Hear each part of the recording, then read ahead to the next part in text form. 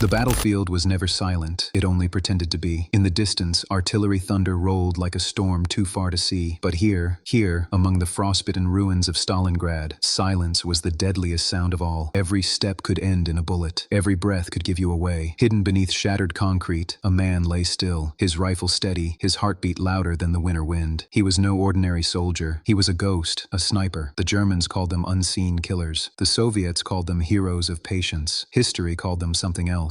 Legends.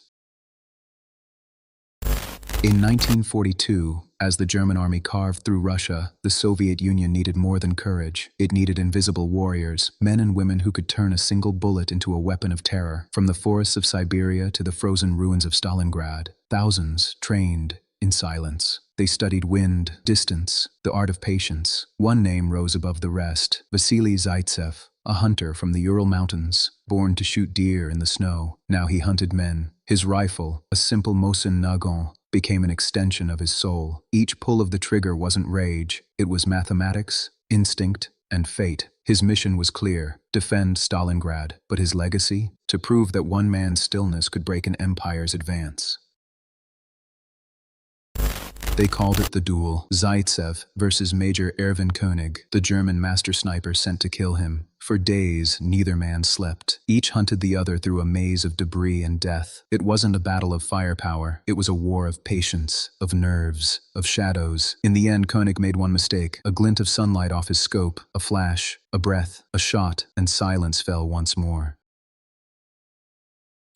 Not all snipers fought in the cities. Deep in the forests of Finland, the snow whispered another name: Simo Heiha, the White Death, a farmer, silent as the snowfall, deadly as frostbite. He wore white camouflage, melted into the snow, and hunted invaders like shadows fading into dawn. He used no scope, only iron sights, so sunlight would never betray him. In less than 100 days, he killed over 500 men. No anger, no joy, only duty. AI image prompt 001015. Finnish sniper Simo Heiha in full white camouflage, snowy forest, vintage 1939 Finland setting, low sunlight through trees, rifle without scope, cinematic realism, frosty atmosphere, image placement note.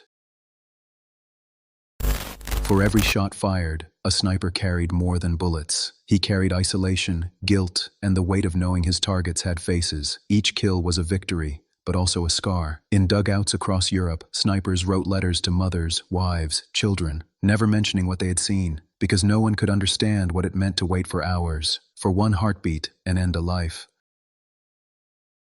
The world saw war in explosions, but the sniper saw it in breaths, the pause before chaos, the silence before a scream. Across the frozen fields of Eastern Europe, they weren't just soldiers. They were shadows, invisible lines of defense no one could see, but everyone feared. In the ruins of Leningrad, Soviet sharpshooters watched through cracked windows. Across the plains of Normandy, American marksmen aimed through hedgerows. And in the burning jungles of the Pacific, Marines whispered to each other in mud and smoke, scanning for glints of glass that could mean death. These weren't loud heroes. They were quiet protectors, guardians of the unseen war. In one foxhole sat a young sniper named Private Carter, barely 18. He'd come from a farm in Kansas, steady hands from years of shooting cans on fence posts. Now those same hands held a Springfield rifle, its metal cold, its purpose heavier than he could bear. He wrote in his notebook, "The worst part isn't killing, it's waiting to see if you'll have to." Each dawn, he aimed across foggy fields, scanning for movement. He never saw faces,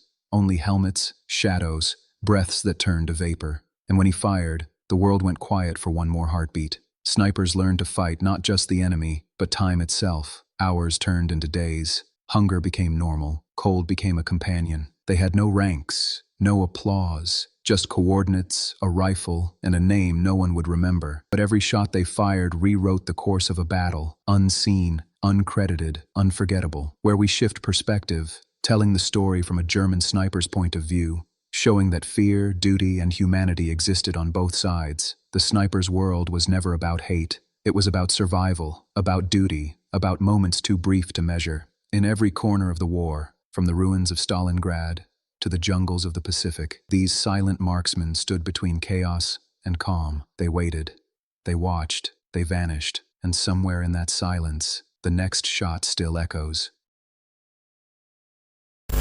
where we shift perspective, telling the story from a German sniper's point of view, showing that fear, duty, and humanity existed on both sides. The sniper's world was never about hate. It was about survival, about duty, about moments too brief to measure. In every corner of the war, from the ruins of Stalingrad to the jungles of the Pacific, these silent marksmen stood between chaos and calm. They waited, they watched, they vanished, and somewhere in that silence, the next shot still echoes. Step into the unseen world of World War II snipers, soldiers who fought wars of silence, patience, and precision.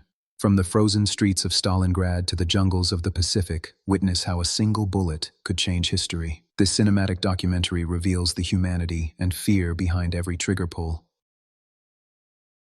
The bullet ends a life in a heartbeat, but the sound of that shot never leaves the one who fired it.